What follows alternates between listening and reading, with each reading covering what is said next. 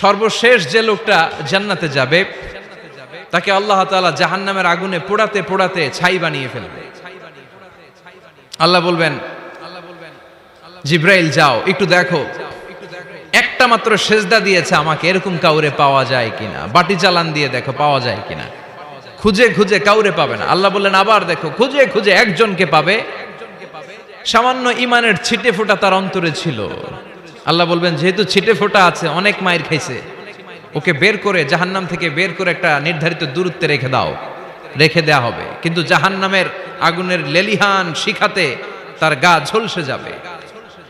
সে আল্লাহর ডেকে বলবে, মাবুদ তোমার কাছে আমি কিছু চাই না,